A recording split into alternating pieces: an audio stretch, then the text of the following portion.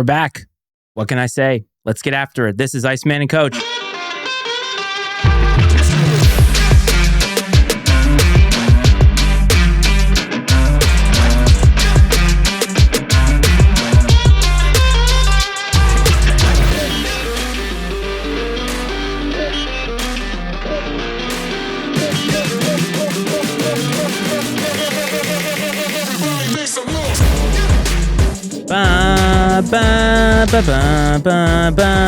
What's up, everybody? Welcome back to Iceman and Coach, the July version. This is the Iceman, Matt Freites. That is the Coach, Brad Powell. What's up, buddy? It's been a while. Iceman, it has been a minute, but we are back, and we are on the eve of the Olympics opening ceremonies of the Summer Games, which is very, very exciting. And if we would have thought about it, and honestly, if we would have thought about it and had faith that we were going to actually follow through with doing a show tonight, because so many crazy things have occurred, we would have tried to set it up like the opening of the Olympics, and like you can come in like Bob Costas, welcome to the 37th Olympiad on NBC or whatever it is.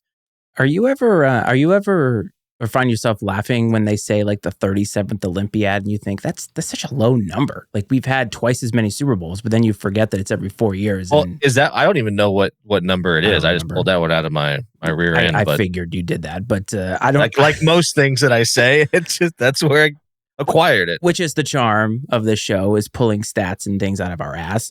So, I watched recently an interview with Bob Costas where he talked about how the opening ceremonies are like the worst thing that he does at the Olympics, because you have to say something about every country and every delegation that comes through, and there's just nothing that you can say sometimes. So he talked about how lately, or at the end of his Olympic run, he started pawning that off on other people, because he's like, you know what, I'm good, especially if it's not live. Like, he's totally good. So I'm not sure that would have been good content for anybody watching out here.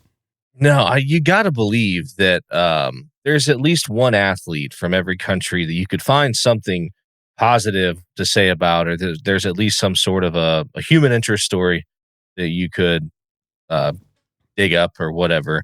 And then the fun ones for me are when there's like one, especially you see it more maybe in the Winter Games, where there's like a country that's like a warm weather country, kind of like, the Jamaica, where like there's one athlete that made it in some like crazy obscure winter sport. It's like the first time their country's ever had an Olympian in a winter sport or something like that. I think it's fun when you see things like that happen. Well, and there are less countries, I think, involved in the Winter Olympics, so you're likely to have a story like that. But in the Summer Olympics, you get, like, remember the guy from Tonga, I think it was, who came out with just ripped with the oil and everything, carrying the flag, like 3 Olympics in a row. Unless we can do that, there's no way that we're going to put on a show that looks like or sounds like an opening ceremony and have it actually be good, because nobody needs to see us oiled up in any sort of fashion, I would say. No, we'd get shut down, I'm sure, as we should in that case. Well, I mean, we might get shut down for being fake news or less factual or whatever you want to call it. But I think this is a good time. So before we get into the meat of the show here, anybody who's been watching, listening, or whatever for any semblance of time probably noticed that we have been less active this summer, when last summer we were pretty active. And this was an unintentional break that we ended up taking. I don't want to call it a break, but sort of a forced rest for us. And we decided that this is going to become permanent, because we're not as good talking about other sports that happen in the non-football time frame, or actually in the non-college basketball time frame. And so we kind of decided that maybe this is the best version of us, is to come back around this time, have a little bit of a summertime off, so to speak, do an episode once a month, just so you remember that we exist. But I think that's a good idea. Hopefully people will ride with us doing that. And I'm looking forward to it, because, look, we got this episode. Next week, I'm going on one more vacation, and then it is football season, and we are back. We are ready to go. College basketball is right around the corner. Braves Talk, Bradley Nation is going to be all over it, and it's going to be a busy time, basically starting in August all the way until April. And so we need some rest. Yeah, it has been needed, and you've done a lot of traveling this summer. You were wrapped up in T-ball. We had softball going on.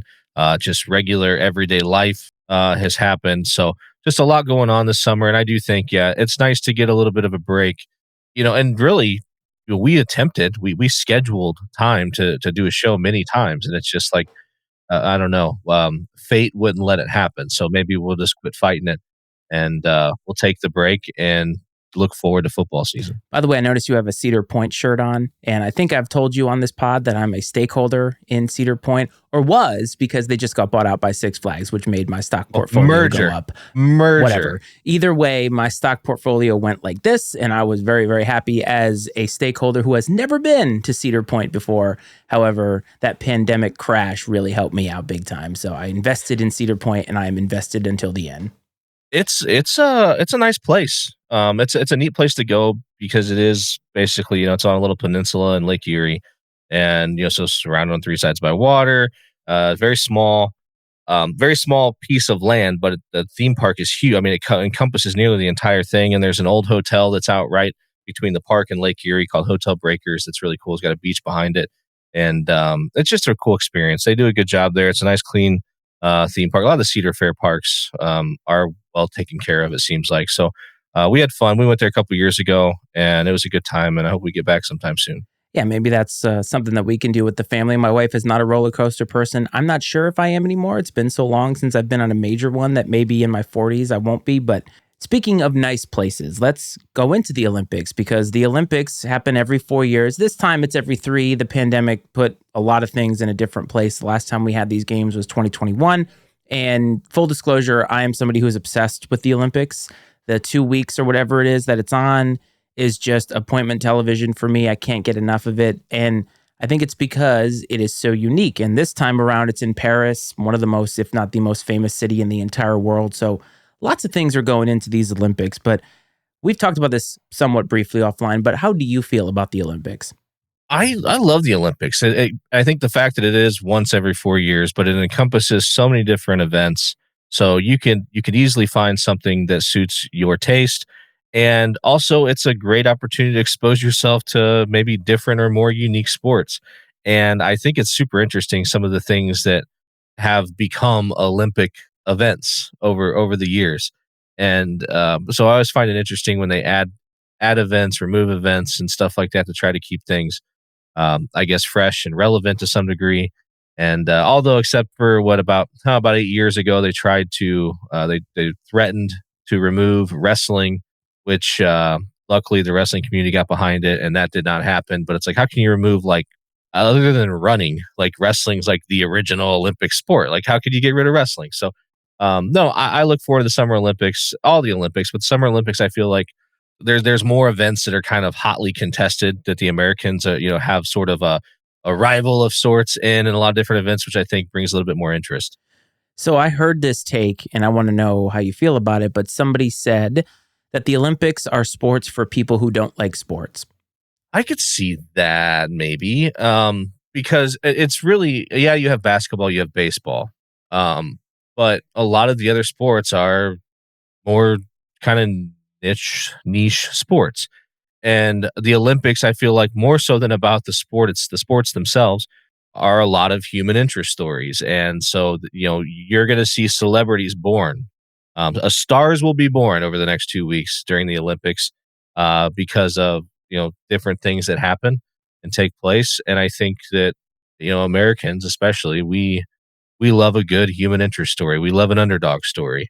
And we will get that by the truckload, I'm sure, over the next couple of weeks. Yes, but the Olympics are, to me, unique in the fact that they are so different from professional sports because, for the most part, they are mostly amateur sports. And if you think about the people who participate in these events, many of them are young, right? If you think about the most hotly contested ones, swimming, track, you don't see 38, 39-year-old guys in there. Now, when you go to like archery or things like that, you might see canoeing, some of those like water sports. You may see older guys or older women do that kind of stuff. But for the most part, it's younger people in their prime. And it's a different factor because you're competing for your country. And one of the things I think that has been appealing for the most part, now, of course, there have been events over the course of the Olympics that have bled into the political, but for the most part, everything kind of stops for the Olympics when you go there. And it's just about the friendly rivalry that exists between these countries in the sports format, which is how it came about in the first place. And there is something nice to, I guess, behold there, where you think in today's tumultuous world all over the place, for these 2 weeks, these men and women are going to go there, compete in their sport that they've been training for 4 years for, and that's all that's going to be. I think that's the best part, and especially when you think about competing for your own country, having your own colors on, there has to be no better feeling in the world. Yeah, I wouldn't think so, man. It's got to be really special. And the fact to be, crowned the best in the world at what you do is has got to be an incredible feeling, and to do it for your country, and to know, just to have even sort of an inkling of the amount of time that these people put into this, and the amount of time they invest in training and practice, and really, I mean, probably honestly their entire lives up to this point. And what is so, and you kind of alluded to it, it's like once it's over, it's just over. There's no, there's no professional outlet for a lot of these things. So it's like, what now? And unless you do happen to be kind of one of those media darlings that gets some endorsement deals or something, you're kind of going to get chewed up and spit out into the real world. And I think I saw a clip off of a podcast where Shawn Johnson, the women's gymnastics Olympian, gold medalist, she was talking about how like crazy it was when she quit competing, like to like assimilate back to like normal life, like even things as simple as like eating in her diet, because she ate such a strict diet. She's like, wait, like I can eat like anything? Like, I mean, it was almost overwhelming to her that she didn't have this regimented lifestyle and had the freedom to kind of do whatever she wanted. There are the sports in the Olympics that the degree of difficulty is so high and the margin for error is so small. Gymnastics, I think, is probably in the pantheon of sports that meets that criteria, because you think about, how perfect that they have to be when they do this. And you're talking about, again, 4 years in a microsecond where it could all crash down. Now, running and swimming, I mean, there's a lot of events that take place over the course of time, but you can have a bad race and still be one of the best in the world, right? You don't have to be at your A+ game every single time you get in the pool. But when you're a gymnast, you have to be. And we saw that 3 years ago with Simone Biles, where when you're not right, it's dangerous. Like, it can't, even for the best person to ever do it. And so the time that people put into this, and the other thing I think that is not taken into account, and we've talked about this in a negative way, where parents who like to live vicariously through their children, I would assume that there's a combination of parents who do that, but also there's a combination of parents who see that their child has an affinity for this sport, right? Because think about with our kids, we try to stick them in some kind of sport, figure out what they like and don't like. And gymnastics at like the newborn age almost is like pretty common, where they learn how to fall, they learn how to use their bodies. And that's where it happens, right? The spark for these little things. You send them off to swim lessons. Riley right now is in softball. We don't know. And it's funny how those things percolate and happen. And I love the interest pieces for the parents, because it's a sacrifice for them too, right? Because they're the ones that got to take them to all the practices and pay all the money to send them to all these places. This is not cheap. It's not cheap to train for the Olympics whatsoever. No, not at all. And that's why it's very commendable, because likely this has cost you and your family thousands and thousands and thousands of dollars, tens of thousands, possibly hundreds of thousands of dollars over your lifetime, and all for, I don't want to say just a gold medal or just an opportunity to compete for a gold medal or just an opportunity to compete for your country, but and because those things are very meaningful. But I mean, as far as like a tangible benefit at the end, there isn't one, right? And so it does come down to like, what does it mean to you personally? And I'm happy, I'm glad, I'm very proud that there are people out there who this means something to be able to compete for the United States. That's awesome, man, and I'm really excited about it. Do you ever put Can't you tell by the tone of my voice? I'm really excited about it. But do you ever put yourself in the position, like when I watch the Olympics now, the last time the Olympics were on, I had a child. The time before that, I did not. But the last time, whenever they show the parents, I put myself in that position and think, what would I do? Like, what would it feel like to have my child make the Olympics? Doesn't matter if they win or not. Just to make an Olympic team, to be in that moment one of the best in the world to do what it is that they do. And I just think about what that must feel like, because as parents, there's a lot of frustrating moments and we get caught up in the minutia of taking care of our kids. But in the end, their successes give us joy and satisfaction, or at least that's how it should work, right? And so I don't know. This time around, I'll probably think about it more because our kids are getting older. Every time this happens, 4 years goes by. And it's hard not to think about it. It's hard not to put yourself in a position of, man, how would that feel besides nerve-wracking? Oh, I'd be a wreck, man. Like, I know how I felt during this softball season because, Riley played coach pitch and I pitched probably 75% of the season. The last 3/4 of the season I pitched. And, I know how it felt when like she was up and maybe there's like a runner on third and it was like sort of a critical moment in the game. And I'm like, one, the pressure's on me to throw her a hittable pitch, but two, like for her to, hoping that she has success and gets a hit or whatever else, like just that anxiety and those nerves for an 8U coach pitch softball game. Like I would be outside of my mind if she was competing in the Olympics. It would be, I honestly, thinking about it, like it sounds miserable because I know how I would feel. I would be I'd be a mess. So what I'm hearing is that she should not have you throw pitches for the home run derby. No, that probably wouldn't go well. No. She'd be like, come on, can we get somebody else in here? There was a game when we had our little town ball tournament. I don't know if I told you about this. So we played 3 games in one day. I pitched all 3 games. So like 15 innings of pitching. Man, your arm must have been done.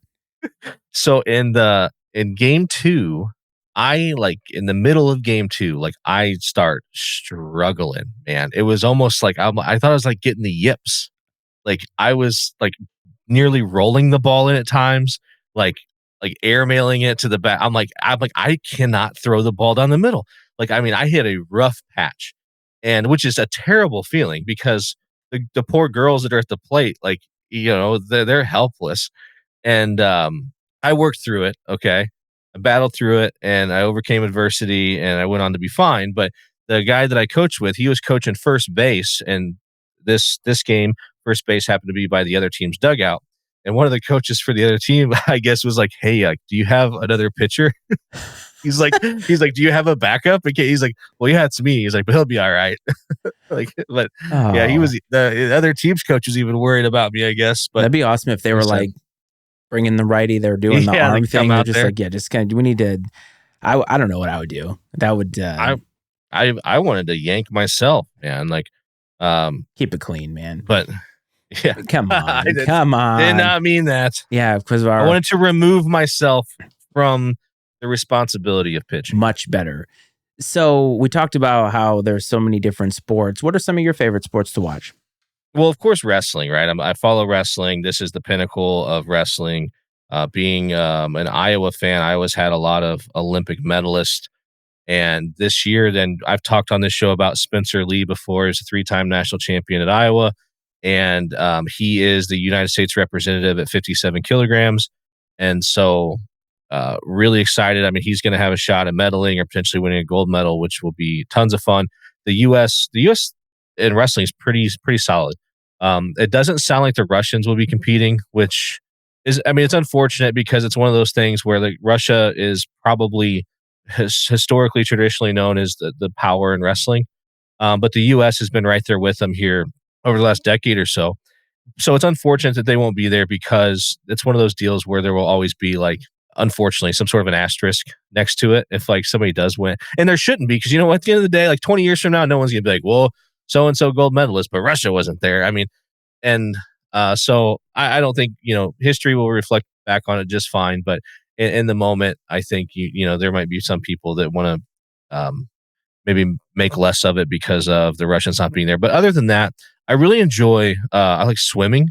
And I think it's because, one, it's very easy to understand, right? It's very easy to tell who wins and loses. You don't have to understand any special rules. It's quick. It's like fast-paced action, which is good. And the U.S. is good at it. And so, you kind of get to see some like American dominance, which is fun to see. And then diving is pretty crazy to me too. I think that's really interesting because it's like terrifying to me. And the fact, I mean, like, sure, anybody can fall from 30 feet in the air, but to like do it as gracefully and as athletically as they do is incredibly impressive. What about There are a couple, synchronized diving? Synchronized diving is that's nuts. got to be tough, man. Yeah, because you're talking about, I mean, no two human beings are the same. You know what I No, mean? And like, it's like, I may be able to do this very easily. And we have to do this as part of our, because I'm sure there are certain criteria that need to be met. It's like, I can do this very easily, but maybe you can't. And so this is a real challenge for you to do this specific part of this dive or whatever. And like to have to be relying on another person. And I imagine you spend a lot of time with that person. But it is very impressive. That and, there's a couple others I have. Sand volleyball is kind of fun to watch, men's and women's. I'm not here being like, oh, it's like watching the chicks in the bikinis playing volleyball. I'm not saying that. It doesn't hurt, but the water polo is always kind of that's hard. water polo. Yeah, that's why I'm like, that's got to be difficult. You're just swimming nonstop, and like Treading it'd be water. like, yeah, treading water, and you're being physical. There's OG. I just saw he just popped this comment there. Water polo, yeah, and you're sitting there. It's kind of physical, for being in the water. And kind of, it is physical. Like Yeah, they're grabbing you, and like that's the thing. One of the sports that nobody takes seriously, but is ridiculously hard, is synchronized swimming. It's the same kind yeah, of thing, and it's actually my sister-in-law was talking about it. She was a former gymnast, and she hates how dolled up they get and how ridiculous they are, the way they have to walk, the way they have to look, because what they're doing is so difficult. Doing anything in the water that's already hard to do on land is, in my mind, like it, but it's just so hard to take it seriously because of how it looks and how it's sure, presented, right? But the water polo thing always gets me. First of all those guys are super ripped, right? Like super ripped. yeah, And it's just like 2% body fat. And it's like if you took rugby and put it in a pool, basically, just without yeah. like the tackling. But it's not, I mean, it's a very, and I think the pool is like 13 feet deep. So they're in like the dive pool. There is no way they're touching, they're treading water, they're moving back and forth. And they score what, like 12 goals a game or something? Like it's crazy. It is crazy, man. It's really intense and fun to watch. I mentioned sand volleyball.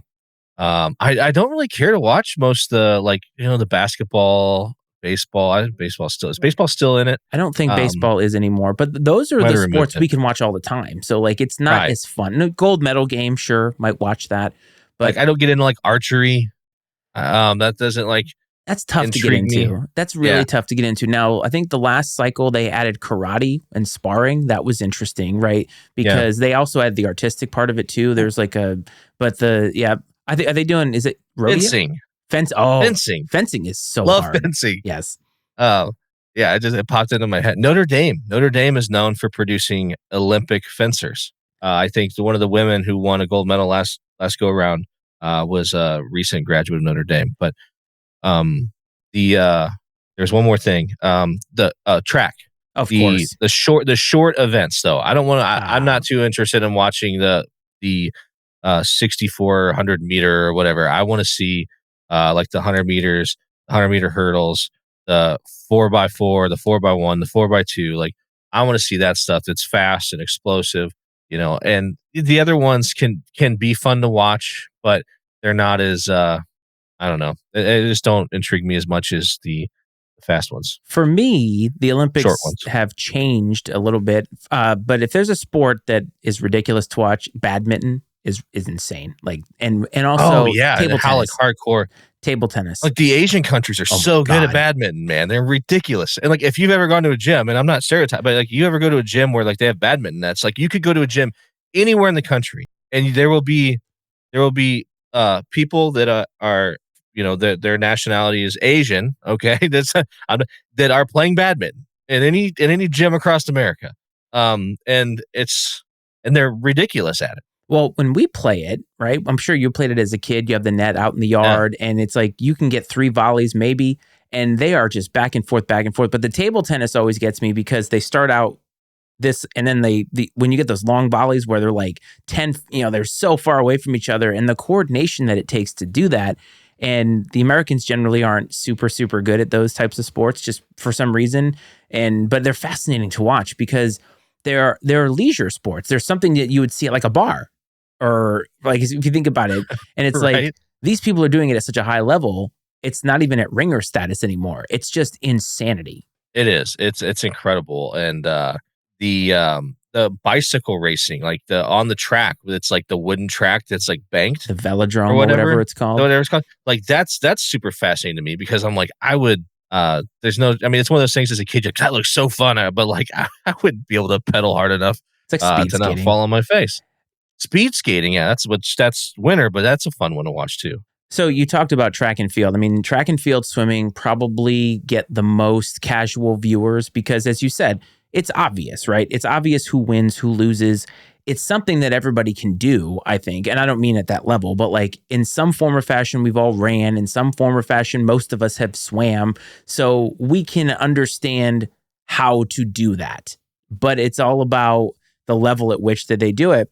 And I understand what you're talking about with the shorter ones, right? That they are more appealing because it's like, it's, I don't know, instant gratification, so to speak, where, and the burst speed that it takes to run the 100 meters and to be as fast as Usain Bolt was, as consistently as he was, we can respect what it takes to do that. Now, a good portion of that is genetics, and you and I were not built with those genetics. Well, and to see someone that's that much faster than the fastest people in the world, like it's just like nuts. And I think it was, I feel like it was Robin Williams. It was either Robin Williams or Bill Murray. I don't know why those two are popping in my head. That had a bit one time where they said that they should put an average ordinary person in every Olympic event just for reference for how good. So like you should be you should be swimming in the Olympics just so we can see how impressive the Olympians are. Because when you do see the best against the best,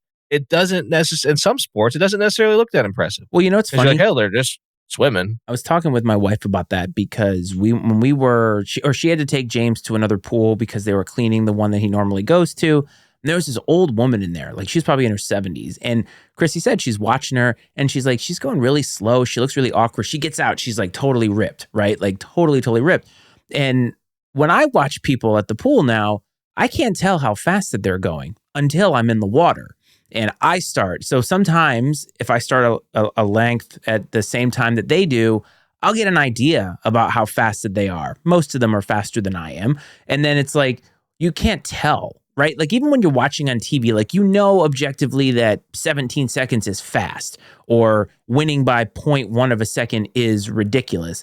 But when you watch it, like if we were there, I'm not sure how exciting it would be because I don't know how fast that they would look like they're going, if that makes sense.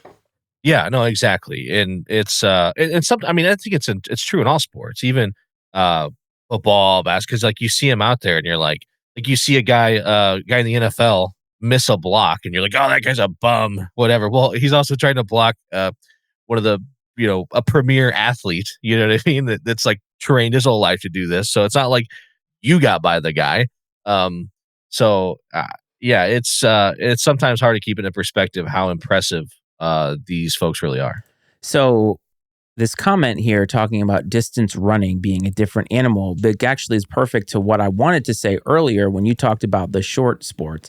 And I love the distance stuff. Now I have a different perspective because I did distance running for years. And so watching the marathon for me is fascinating because while it takes a long time, the world record is like 2 hours. That's objectively a long time to watch something.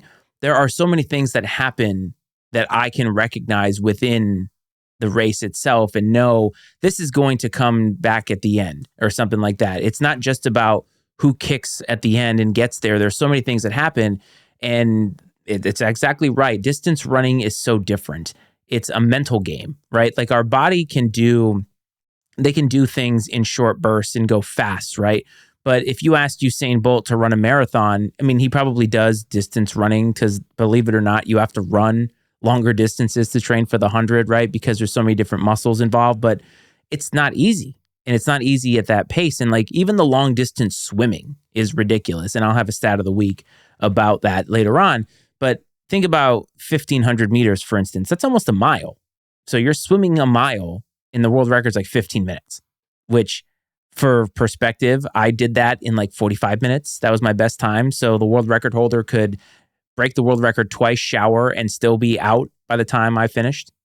And that's exactly what we're talking about, though.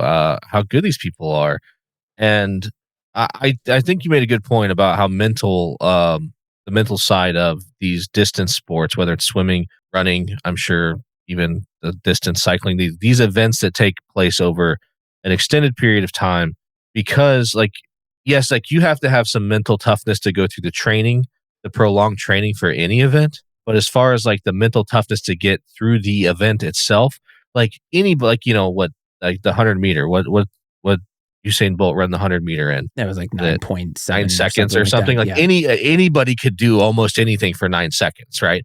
Like there's not like a mental block you have to overcome to run as fast as you can for 9 seconds. Now to train to run to do the training necessary to be able to run 100 meters in 9 seconds, different story. Like it takes a lot of mental toughness to do that. But as far as like performing in the moment, you're not having that mental battle that takes place over the course of 26.2 miles, right? And so that's a great point, and that's something that and again, like you're going through all that stuff in training, but then of course you're going to endure that on the day of the event as well. And for me, it brings up memories because I did 7 marathons total, which is kind of crazy if you think That about is it. crazy. It's a lot. I did a lot of running in my peak days when I was in my late 20s and all the way through about my early 30s. It was like a 5-year period. And I can tell you stories about the first one where my body gave out halfway through and you got halfway to go. Like you're not going to give up. Or ones where it's like 20 miles in, you feel great and everything shuts down and you do what you've got to do to survive. And that's not even at an elite level. That's at the Joe Schmo level where you're just trying to get through, make this accomplishment happen. But you talked about the training. I mean, I would start training for a marathon 3 months out. It would be that long. And we're talking, I was running, gosh, like 70 to 100 miles a week just to be fast, right? To be fast for 26 miles. And I can recognize what it takes. And having not done it at that level, I can only imagine what it takes to do it at that level. So I like those sports because of I have a personal connection to them.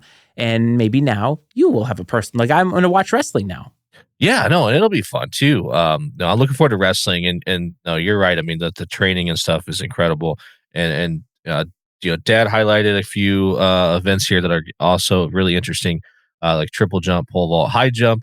Totally agree. I mean, those folks are like you want to see like some freak athletes. Oh, yeah.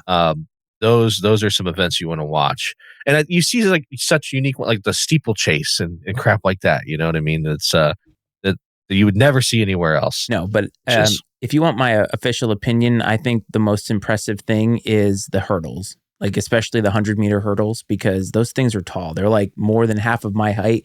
And to run that fast and jump over them and never hit them is friggin' impressive. it is. It's really really impressive. And then with like the decathlon, 10 events in one and all that stuff, and like the There's so many. triathlon is a part of. There's so many different There, athlons I think that are a part of the Olympics, and it's just funny how like somewhere someone decided we're going to take these 10 things and put them all together for one event. and make some poor schmuck have to do them and do them at an elite level. But the games start tomorrow. So the opening ceremonies are tomorrow, and I'm going to watch them. I'm sure you're going to watch them. But before we move on from the Olympics, there are two, I don't want to say controversies, but two interesting things to talk about. So 3 years ago, I think surfing was a new event, and that's pretty cool. My brother in law, Mike, loves to surf, so he liked to watch it. But this time, it's in Tahiti, which I believe is like 10,000 miles from Paris. And I believe it's a French colony. So I think there is some sort of a French Yeah, connection there. Now they gave us some BS thing about, oh, we want to, extend the Olympics, blah, blah, blah, blah, blah, blah, blah, blah. Basically, they don't have waves in Paris. So they needed to put the surfers somewhere so they could catch a damn wave. But I don't know. I guess it feels weird, but at the same time, like that you could do what you got to do. yeah. I think that I see both sides. Like on one hand, I think as if you were going to the Olympics, you'd be like, man, I don't get to be around like everybody else in the Olympic Village and it's all the excitement or to go watch other events after yours is over and stuff. You miss out on all of that. But on the other hand, you get to spend, a couple weeks in Tahiti. I mean, so that's probably not too bad. Yes. And you talked about the Olympic Village. I think if you're going to be anywhere, that Tahiti's probably better because you don't have cardboard anti-sex beds. Right? And I've seen some of these athletes like making videos about like the mattresses and like how they're supposed to be like soft. There's like soft sections and hard sec, and they're like the soft is not soft at all. Um, it's just crazy to me that they can't get these people better like accommodations at the Well, Olympics. I guess from my perspective, why do they care if they have sex with each other? Like these are the top athletes in the world. They know, they know what these things do to them.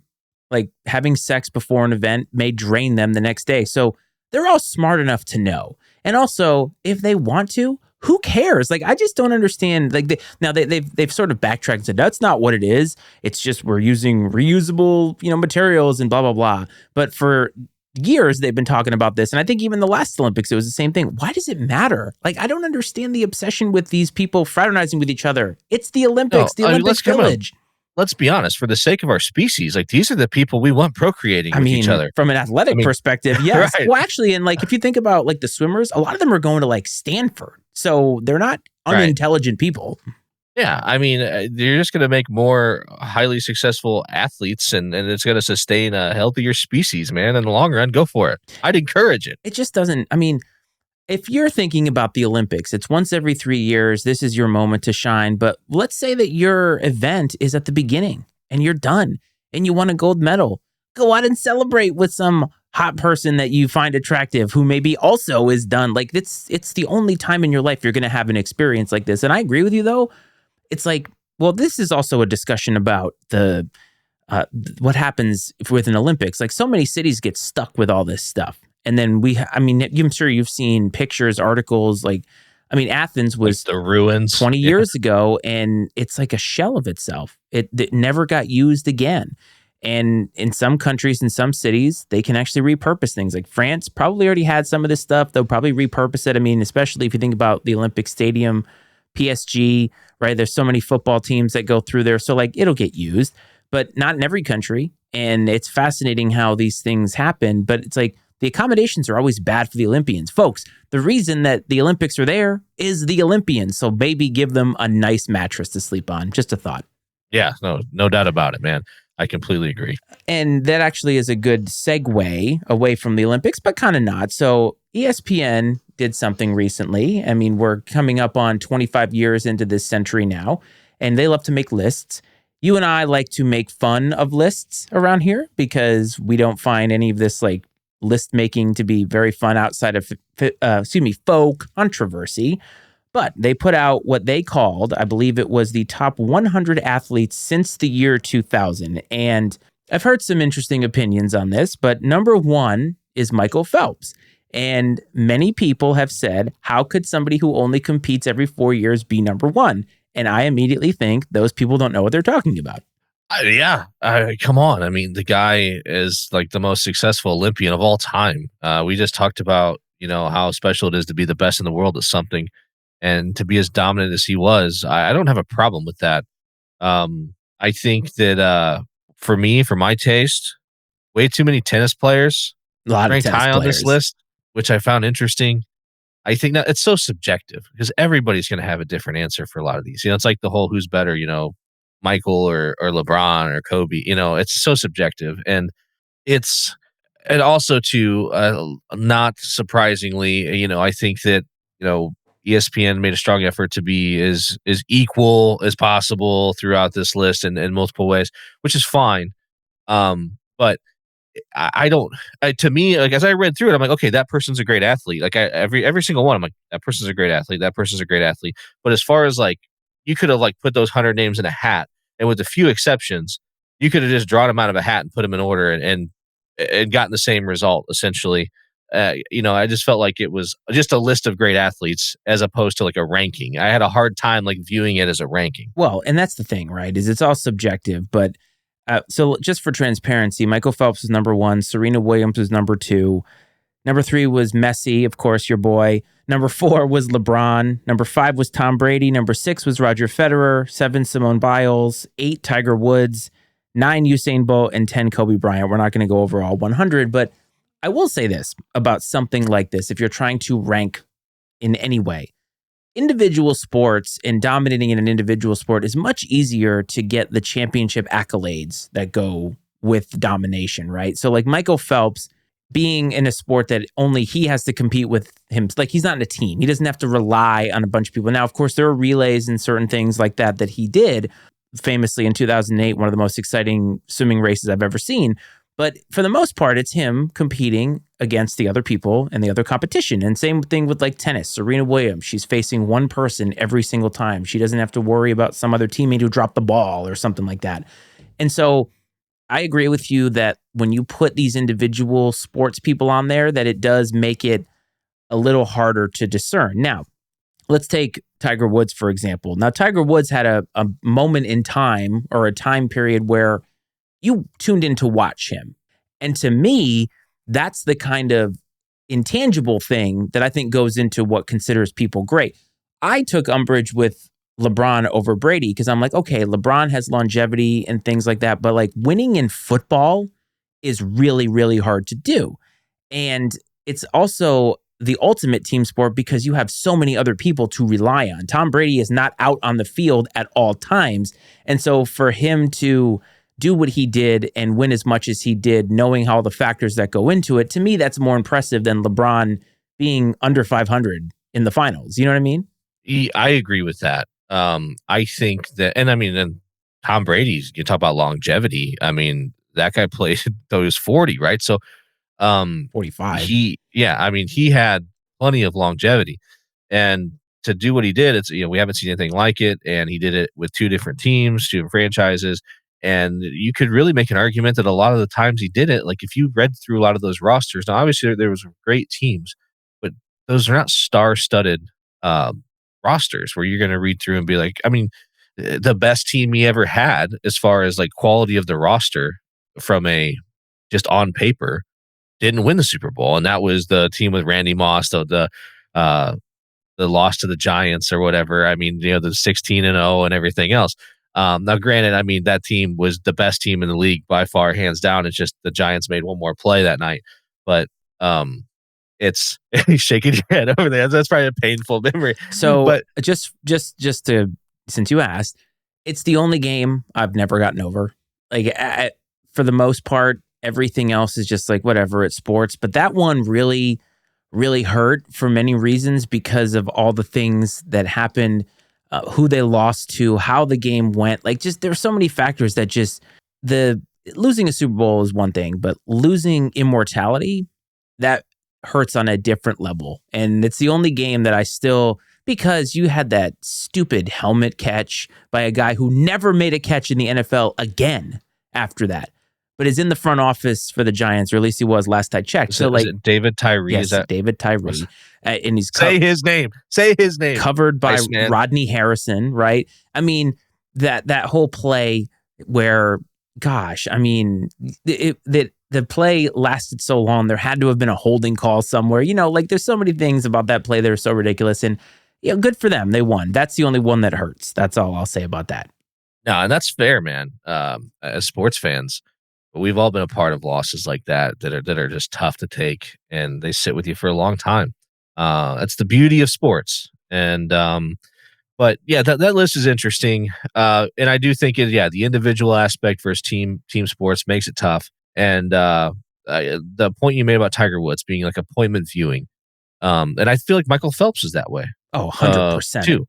And I think if you look through that and said, if I knew this person was competing, would I stop what I was doing to turn on the TV? That's like a good indicator of probably where if they should be on this list or where they should be on this list. And to be honest with you, through those top 10 to 15 on the list, there's not a lot of them that I would be like, yep. Probably a handful. Well, and that's just personal preference yes. too, as far as sports that I'm into and things like that. I have nothing against I coach tennis, played tennis. I have nothing against the sport of tennis. I'm just not really interested in watching it.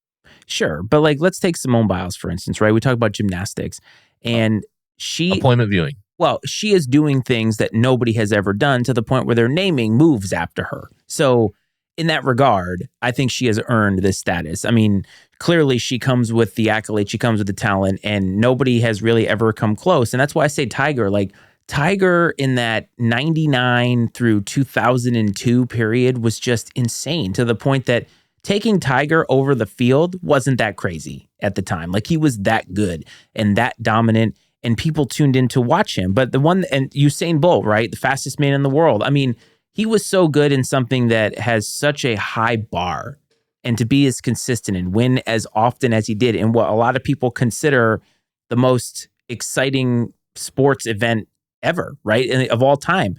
I like stuff like that. But the one that got me when I scrolled through like the top 20 is Tim Duncan ranked over Shaquille O'Neal. Shaq has to hate that. Yeah. I'm sure he does. And that's why I said it's so subjective, and you're looking through this and it's like, you could throw these people in about any order that you wanted to. And yeah, I'm certain that Shaq takes exception. Yeah, and like Sidney Crosby at 22. Like, I mean, Yeah, a lot of these, they just feel weird. Like, yeah, I mean, yeah. So like you scroll through, I mean, they had Lewis Hamilton, and I'm like, F1 just had a minute like 5 minutes ago. Like, is it really one of the, I don't know. So like there's a lot of things where if I don't know anything about the sport, it's hard for me to say it, but it's all subjective. But I really wanted to use it to say, like, anybody who says that Michael Phelps isn't worthy of that honor because you only give a crap about him every 4 years, the dominance was there. And it's one thing to be good at what you do. It's another thing to be dominant. And so I think that that's fair. But if you want to go look at the whole list, go to ESPN. You can get angry, get upset. And if you want to give us your take, you can always call us. 703-718-6314 is the number to give us that opinion or whatever it is that you want to do. Just get angry, right? Because lists exist to get angry. And buddy, football is right around the corner, and that is the season of list making. And let's talk about college for a sec. So, well, actually, let's talk about both. Both camps are kind of opening right now. And yet, I'm sure you would agree with me that there's a different feeling entirely if you're a pro fan versus a college fan. Would you agree? yeah, I think so, because I feel like on the pro level, there's the preseason and all these training camp, it just seems so anymore, because you have holdouts and contract situations, and a lot of times, if your team's just going to stink, there's just I mean, that's just and I mean, don't get me wrong, like we've been, you always have the surprises, which I'm sure we'll talk plenty about when we get closer to the season, but for me, like there's more optimism on the college side of things a little bit. And I think that's just because there are more unknowns too with the transfer portal, and some of these rosters are getting completely turned over, nearly completely turned over. And so, you're just looking at it on paper, and in some cases you can only imagine what what the team's going to look like with the new pieces, to where there's a lot, the pieces in the NFL for the most part. I mean, these guys don't move around as much. They stay longer. There are more known factors in the NFL. And so I think that leaves more room for optimism and hope in college football. And you have, this year's, we got the new revamped, gigantic Big Ten conference, the new look Big 12. And so, I mean, narrowing down here into the super conferences, like we're well on our way. By the way, I saw the Oregon Duck traveling through Indianapolis. Yeah, I mean, and it's just bizarre, but I love it. I think the Big Ten is going to be fun to watch. So I think there's excitement about that. There's excitement about the opportunity for new rivalries. College Football 25 that just came out, and I think just people are pumped about. I am excited about college football, and I'm looking forward to the NFL too. Probably more than I have. I don't know why. I think I'm just more tuned into it a little bit this year. And I think this show is kind of obviously forces me to pay a little bit more attention. But overall, man, it's exciting stuff. I think college, so as I've gotten older, I've appreciated and loved college football more. It's not that I don't like watching the NFL. It's just the NFL, after a while, misses something for me, or it's missing something for me. And I think the difference is you talk about opening camps and you look at these schools, and if you're at a Colorado or if you're at or Virginia Tech even, right? It's all about hope right now. You're trying to build on what you did before, the hype of what you could possibly accomplish. And there isn't a lot of, at this point now, a lot of the business stuff that gets in the way. The transfer portal stuff has taken place. You know who's on your team. It's all about who's going to make the team. You got I've already bought tickets for games for Blacksburg, right? Like you're getting excited, and college game day is right around the corner. College obviously has a different feel with game day because you have something to kind of bring you into it that no NFL pregame show gives you. And it's just a different feeling entirely. And in some form or fashion, it still slightly feels a little amateur at times, In the NFL now, you open camp and it's all about who's holding out.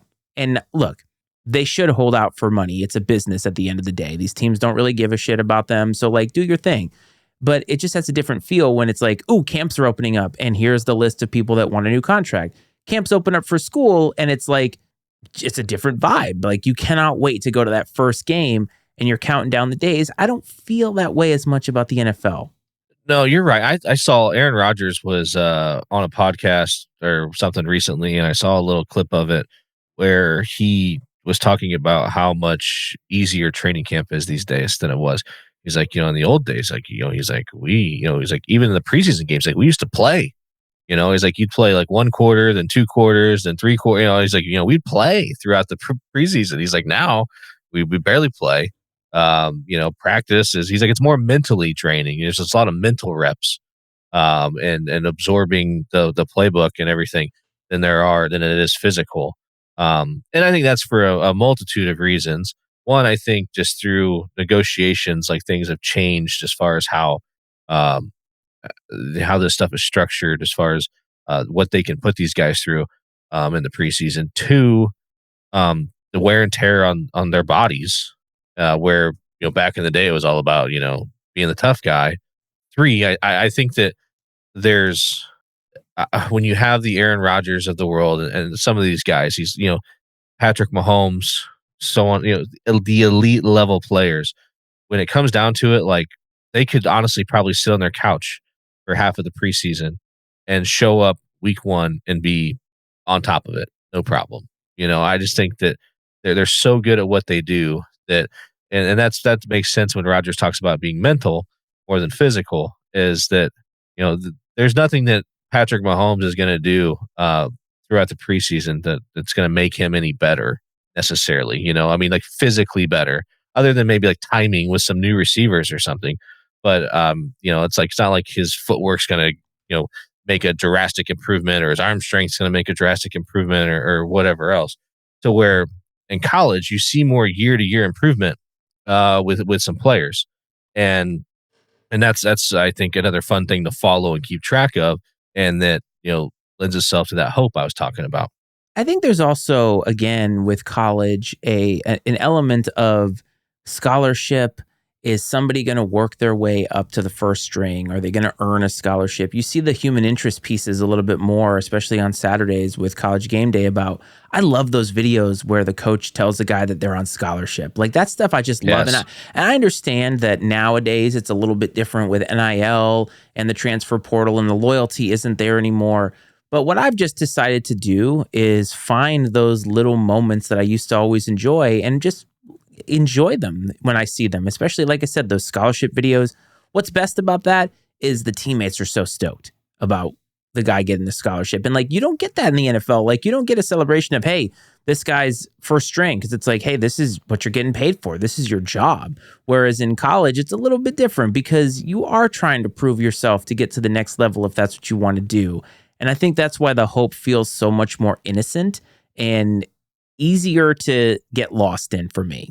Yeah, just the tradition and the pomp and circumstance that exists all of it in college sports, and the fan bases, man.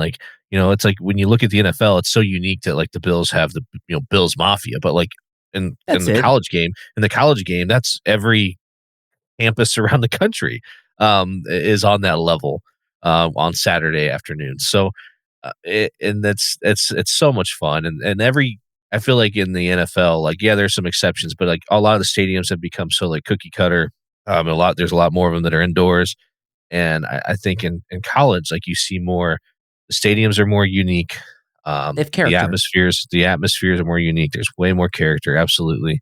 And just all the little things that come along with it. I love it, man. I can't wait.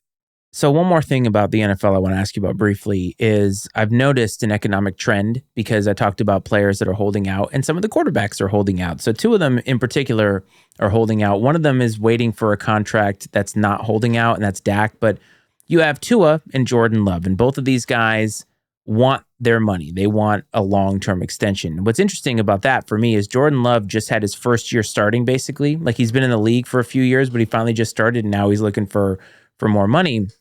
And then you have Tua, who I think thinks he deserves the money. I mean, I'm sure Jordan Love does too, but also probably wants to get paid before he gets his next concussion or potentially gets his next concussion. But one thing I noticed is these quarterbacks are costing $60 million a year. And like, is there going to be a point where these teams can't afford to get other guys, other role players, because these quarterbacks are costing too much? Like, I don't know how they do it. There's some creative accounting that goes on in the NFL. Well, something's going to break at some point. Something's going to break or something's going to have to change because, and I don't know, I'm not a salary cap expert by any means, but I would think that there's going to come a point where, yeah, you're not going to be able to afford to put a team around a guy if you're paying them a certain amount of money. And then, but at the same time, we've seen just how important that stud franchise quarterback is. Yeah, you can get to the Super Bowl with a Brock Purdy. You can get to close to the Super Bowl with a Jared Goff. But what are the Chiefs without Patrick Mahomes? Oh, they're nothing. You know what I mean? Like, if you put Brock Purdy on the Chiefs, likely not Super Bowl champions. That's nothing against Brock Purdy. He's a fine quarterback, but he's not Patrick Mahomes. Nobody is, and that's why they pay a guy like that what they pay him. And then there's going to be others that are making in that ballpark as well, because those guys are so rare. And if you get one, you got to keep them because they could change your franchise for decades. Well, it's just crazy because like the Cowboys at this point are thinking, are they going to pay Dak $60 million? And it's like, don't you have enough evidence on him? Like, he may not be the guy to get you where you need to go. And at some point you have to start over. Like, the Packers are in a weird position because Jordan Love just had this season where he played really well, came on at the end, right? And so they're just in a weird position where they have to decide what to do. Whereas Tua, you have, kind of some decent sample size. It's difficult to separate him from the Mike McDaniel system. And, he's lost weight coming into this season. So it's like, is he going to have another concussion this year? You don't know. But it's so strange to me where like these teams feel like they have to pay whatever the going market rate is. And not all these guys that come on the market at the same time, should Tua be paid more than Lamar Jackson? That to me seems ridiculous. Yeah, no, I agree completely. And at the same time, yeah, like when you look at just in a vacuum, Lamar Jackson and Tua, yeah, it's absurd. But at the same time, like, what's Lamar Jackson done? Well, I mean, he's at least winning MVPs and they're getting to the playoffs. I'm talking about like every guy that comes up all of a sudden now, it's like Trevor Lawrence just got what, $60 million? And what? Like, I don't understand at all. And it's just, well, it's his time. And I'm like, what do you mean it's his time? It'll be interesting to see what happens with the first team that decides that they're just not going to do it. There's no way that's going to happen because these NFL owners just want, like, I don't know, like there's something weird about it. It's like they have so much money that they need to figure out. They're not going to not outspend one of their contemporaries. Yeah, I mean, it's a measuring contest. Oh, is sure really is. What it is. I mean, I can't say that I wouldn't do the same thing if I owned an NFL franchise. Well, there's a lot of sports going on, and the NFL, college football, we're going to focus a lot on college this year like we did last year because I'm definitely pumped about that. And by the way, a little shout out to our friend of the show, Tyler Budge, who was at ACC Press Week this week. And I'm like, seriously? Like, he's just all over the place. He's in my conference. And, good for him, man. He's out there. He's asking questions. I don't know if you saw his video got taken down because he posted the question he asked at ACC Media Day, and they thought it was not his footage. That's crazy. I did not see that. I did see he was asking, like, of things to do in Charlotte. Yes, he was. And I was like, seriously, you're only 3 months late or 4 months late. Right? That would have been a fun trip. Yeah, I think, I think he went to Big 12 Media Days. Obviously, he got to ACC Media Days. I mean, good for him. Yeah, absolutely. Hopefully, we can get him on here sometime leading up to the season. I don't know. He might not be slumming it up with us because he's made massive strides and we're still sitting where we're sitting at. But that's fine. I think he's enough of a college football degenerate that he'd join us. I agree. All right, one more thing before we get out of here.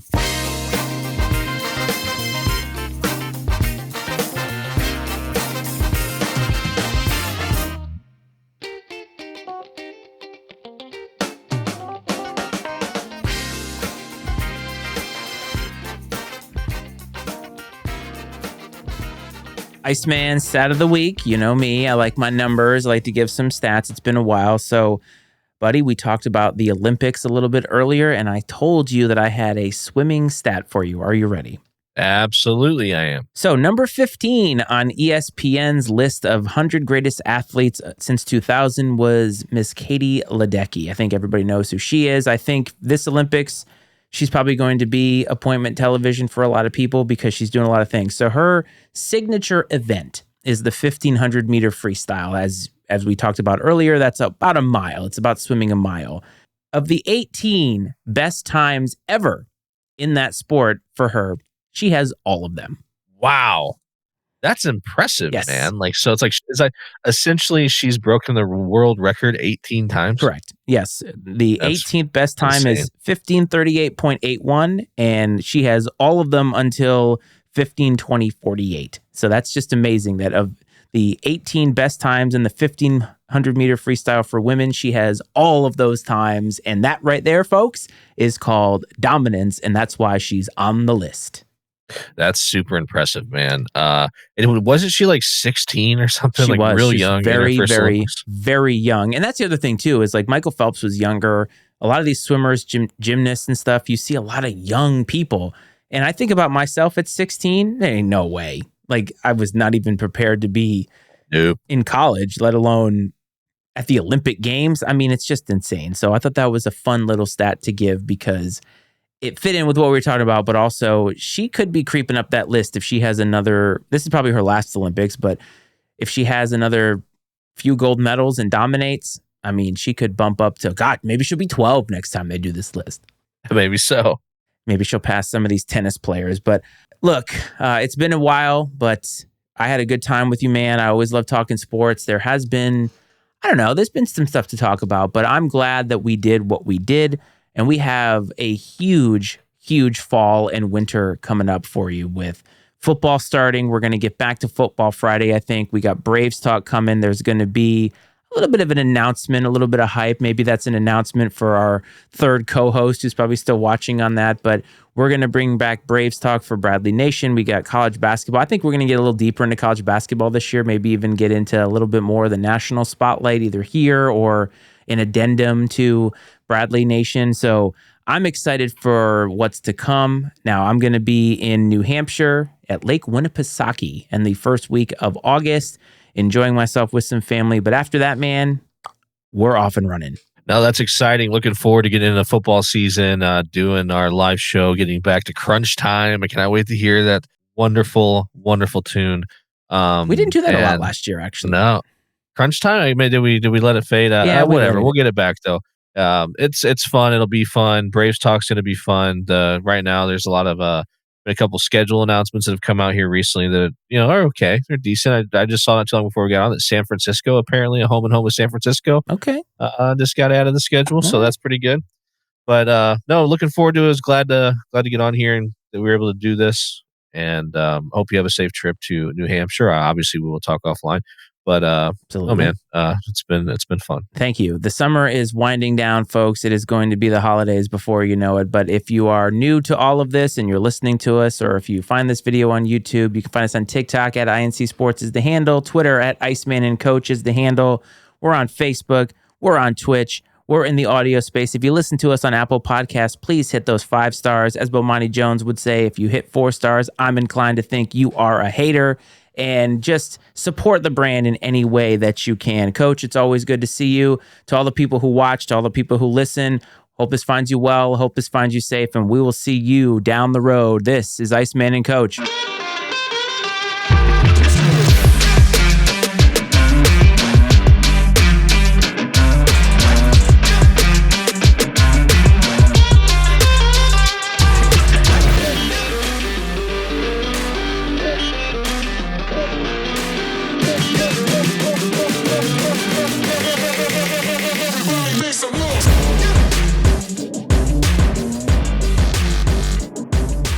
The opinions and viewpoints expressed on I&C Sports are those of Matt Freites, Brad Powell, and their guests, and not necessarily those of the Matty Ice Media Network.